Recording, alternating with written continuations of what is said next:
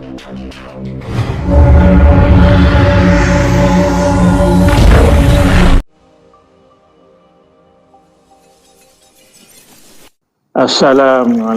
warahmatullahi ta'ala wabarakatuh.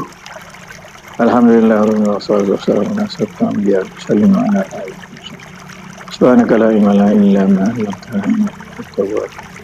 Rabbi shrah li sadri wa yassir li amri wahlul 'uqdatam min lisani. Ya alhamdulillah, syukur kita kepada Allah Subhanahu wa taala kerana diberi peluang lagi pada malam ni kita berjumpa dalam berkomit ni untuk kita merenung dan berbicara bersama dalam kitab Minhalus Safi ni supaya kita boleh faham dan boleh amalkan dia, insya-Allah. Jadi muka surat 37 bawah dah lah tu. Kata Syekh Abdul Mauhib, kata Syekh Abdul Mauhib Muhammad Zainul Abidin Ibnu Muhammad Romri rahimallahu ta'ala di dalam kitabnya yang bernama Minahul Ilahiyah. Dia kata lagu mana? Dia kata bermula tauhid itu 4 martabat. Jadi sini dia nak wayakkan tauhid ini dia segi lisan terhadap kalimah la ilaha illallah. Pertama dia kata, bagaimana orang tauhid mengesahkan Allah dengan takrir atau dengan perkataan la ilaha illallah itu? Yang pertama dia kata la ilaha illallah, hatinya lala daripada sebutkan dia. Dia kata la ilaha illallah, tapi hati itu mengalah lain lah, makna ingat selain daripada Allah. Atau hati dia tidak berzikir, atau serta ingkarkan dia. Maknanya hati dia kurang percayalah mana kurang percaya, keyakinan dia kurang. Lagu mana lagu tu? Itulah tauhid orang yang munafik. Mana orang munafikin? Orang Islam munafiki, mulut kata la ilaha illallah, hati itu lah lain, tidak zikir kepada Allah. Kita tengoklah diri kita lah. Kalau kita kata la ilaha illallah, hati itu nak merayak kursi juga, serupa dengan orang munafikin, munafik. Dan kedua, tauhid segala orang yang awam muslimin. Orang ramai, orang muslimin, ataupun kalau kita sebut orang mubtadi lah, iaitu menyebut la ilaha illallah itu mulutnya serta membenarkan pada hatinya. Hati dia duk perhati juga. Jadi dua-dua mengatik. Maknanya mulut kata la ilaha illallah, hati pun mengatik juga, fikir juga. Itu kumpulan yang kedua. Dan ketiga dia kata tauhid bagi orang yang muqarrabin, orang yang hampir dengan Tuhan. Lagu mana? Iaitu memandang dengan mata hatinya atas jalan kasyaf dengan perantaraan nurul haq, seperti ia melihat akan segala perkara itu keluar sekaliannya daripada Allah Ta'ala dengan halnya. Jadi kumpulan yang ketiga ni, orang yang hampir dengan Allah, orang muqarrabi. Lagu mana? Dia dalam dia kata la ilaha illallah, maka hati dia tu memandai secara kasar perantara nurul haq. Maknanya hati dia turut pandai, ya ada hanyalah Allah. Sekalian buat ni Allah. Sekalian boleh kata ni Allah, dia duduk situ. Kelakuan dia, sifat dia semuanya dia nyatakan Allah. Tapi dia tu masih ada lagi. Tu masalah. Dan keempat, tauhid khawasul khawas. Mana suci dalam suci lah. Iaitu bahawa tiada dilihatnya pada wujud ini melainkan Tuhan yang esa.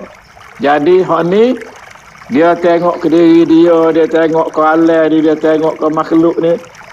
Hanya dia nyata Allah semata-mata.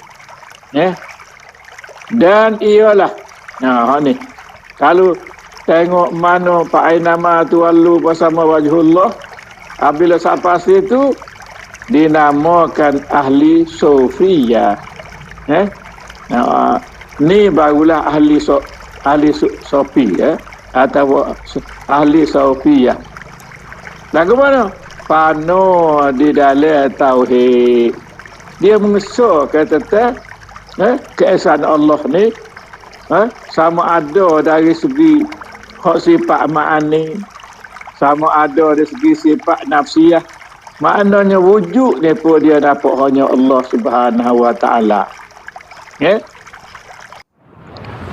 Kerana dia ada dilihat akan wujud dirinya. Mana dia nampak wujud Allah, diri dia pun dia tidak nampak ada wujud. Sebab melihatkan Tuhannya, makna duk perhati, duk suhuk kepada Allah Ta'ala, dia tengok semua makhluk ni nyatanya Allah. Tengok diri dia pun nyata Allah. Nyata mana? Nyata af'alullah, nyata asma'ullah, nyata sifatullah. Tiga tu. Dan tiga ni duduk mana? Tiga ni mestilah melazimi diri Tuhan, iaitu zatullah. Makna duduk di zat Tuhan. Lagu tu. Dari tiada dilihat akan wujud dirinya, sebab melihatkan Tuhannya. Dan inilah sehingga di dalam ilmu kasyaf, iaitu yang dinamakan musyahadah. Orang yang siddiqin sampai kepada martabat musyahadah. Kita dah belajar dah dulu ke? Mula-mula kita ni dalam orang mubtadi. Maka dalam kita orang mubtadi ni kita ngati la ilaha illallah, la ilaha illallah ni. Kita kadang-kadang hati kita lalah. Itu kata dia rakyat duduk di munafiki ni. Kita ngati tak mudahlah la ilaha illallah, kadang-kadang hati kita gilah kelai. Itu bagi orang mubtadi, sebab kita ni dalam orang belajar lah. Lepas tu kalau kita bersungguh, Tuhan akak kita ni menjadikan orang mutawasik. Orang mutawasik ni orang pertengahan. Maknanya dia mengati hati dia tidak lalak. Bila hati dia tak lalak, makna dua-dua zikir. Kadang-kadang bukan dua lapis, dia tambah jadi 3 lapis, 4 lapis zikir. Orang ni. Dalam kitab ni kata orang awam muslimin. Kalau dalam pengajian kita kata orang lagi ni orang tarikat. Orang tarikat ataupun orang mutawassit. Duduk situ. Kemudian kalau kita ni kekal istiqamah dalam ngati, maka Tuhan akak lagi kita ni kepada dia panggil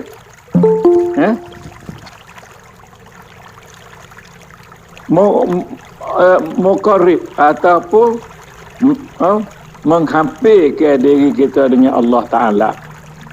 Jadi bila sampai situ, maka kita mata hati kita ni duk nampak semua kerjaan Tuhan berlaku atas diri kita.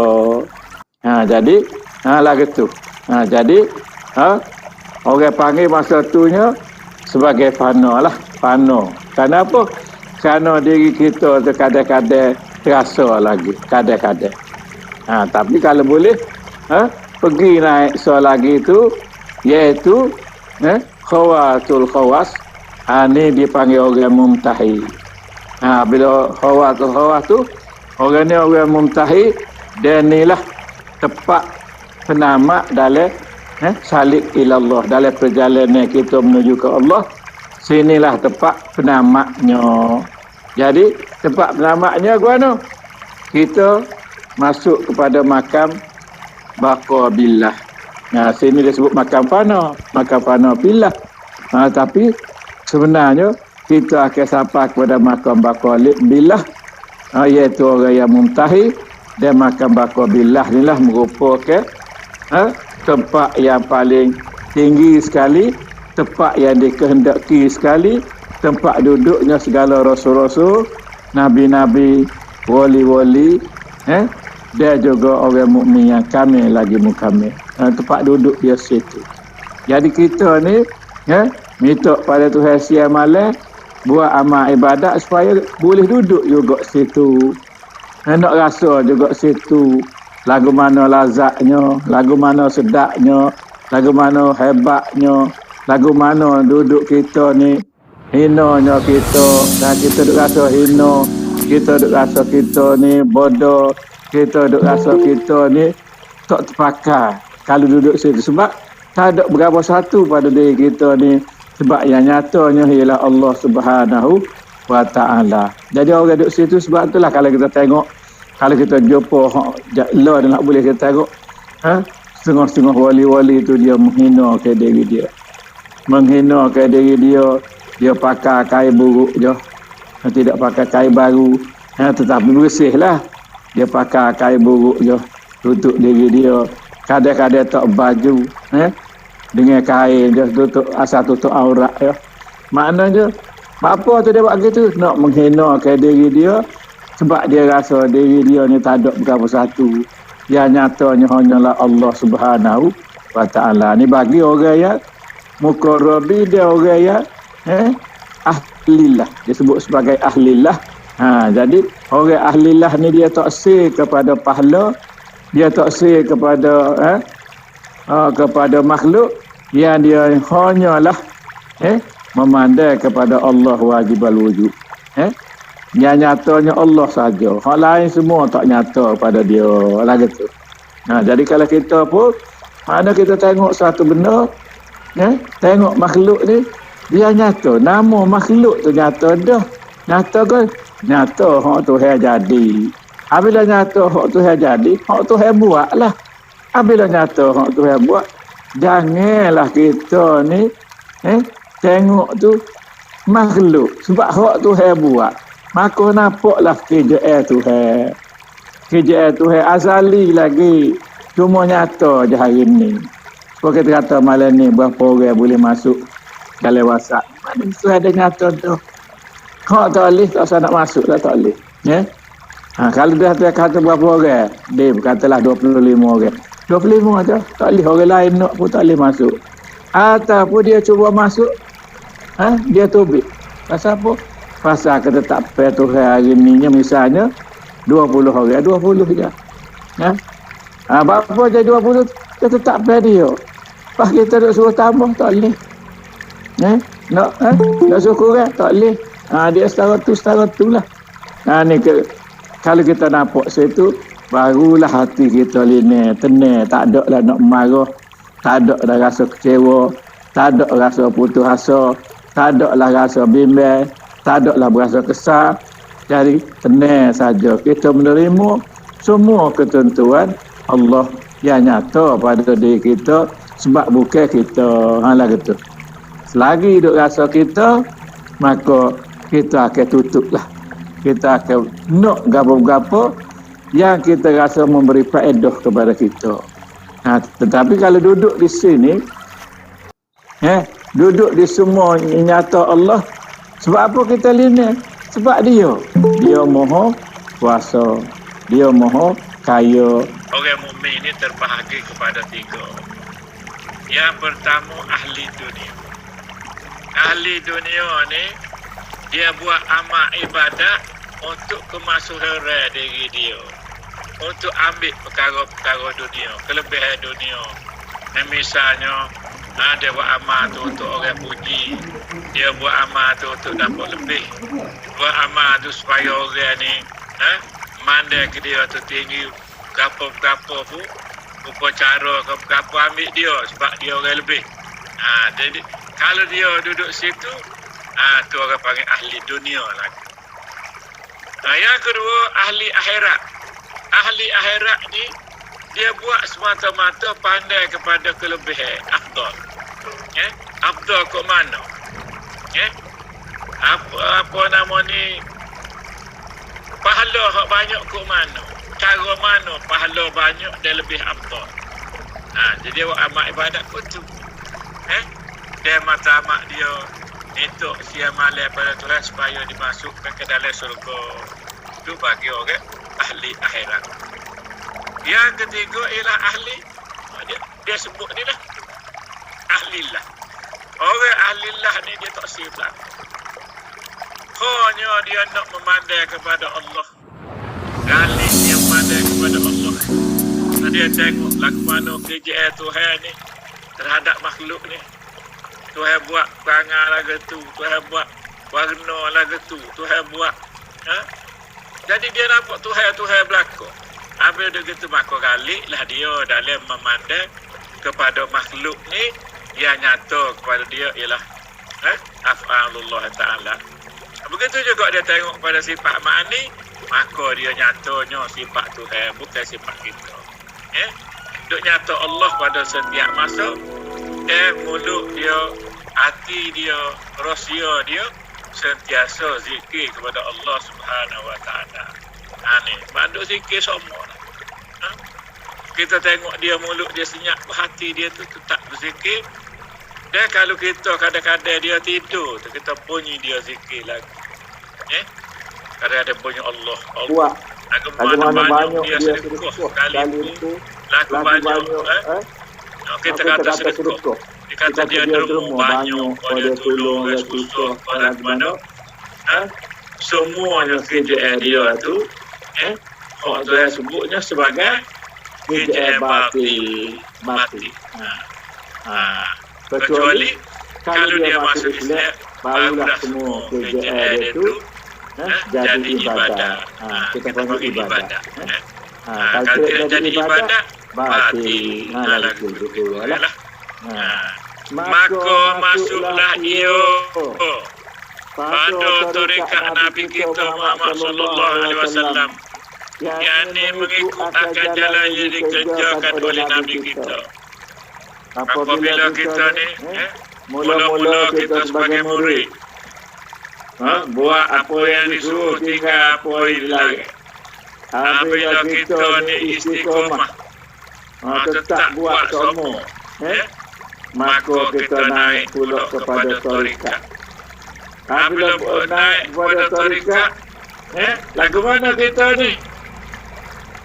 Mengikut akan jalan yang dikerjakan oleh Nabi kita dari segala amal atas sekuasanya. Maknanya, kalau dulu masa kita murid itu, kita buat wajib-wajib banyak, sunat jaga-jaga.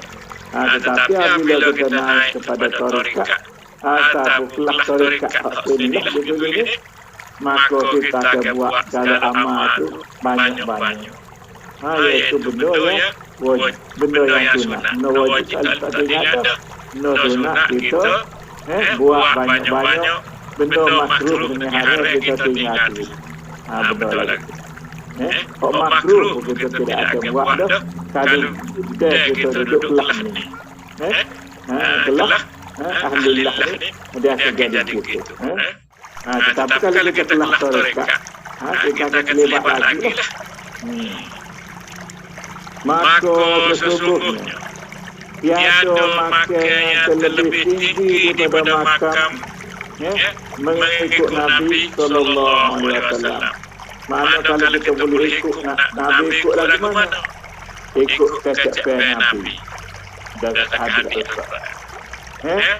Ikut perbuatan Nabi. Gapo Nabi buat, berasaskan Nabi, ambil betul-betul daripada Nabi. Kita tahu nak buat tu berasaskan ulama-ulama yang sabar. Kalau kita ulama ahli sunnah wal jamaah, Pak yaitu Imam Syafi'i, Imam Hambali, Imam Maliki, Imam Hanafi. Dan kita ni kita tunggu Imam Syafi'i. Dan itulah dalam tiga fiqh kita Imam Syafi'i. Dalam tiga usul kita Hasan Asy'ari dengan Al-Mansur Maturidi dua. Dan di dalam tasawuf kita yaitu Syekh Junaidi Al-Baghdadi dan Syekh Usairi. Dua. Jadi apa kita buat tu berasaskan ulama kita susun, ulama kita buat jalan kepada kita supaya menyenangkan kita menuju ila Allah, kepada Allah Subhanahu wa taala. Jadi kalau kita buat berasaskan ulama-ulama yang sahih, ulama-ulama yang apa nama ni tengah panggil ulama akhirat. Kalau kita kena panggil ulama ahlillah, maka kita selamatlah. Sebab ulama ahlillah ni dia tidak nak cara ke benda lain kecuali menyelamatkan manusia daripada segala gerak-geri supaya menuju kepada Allah tu dengan keadaan bersih ataupun khawatul khawas. Tu kedudukan demo ni nak tolong kita sampai setahun tu lah. Jadi kita kena faham lah gapo demo ni buat semata-mata dia kesia belah kepada kita. Lagu tu. Maka tiada dapat ia sampai kepada Allah Ta'ala. Kita buat di situ dulu lah untuk persoalan lah.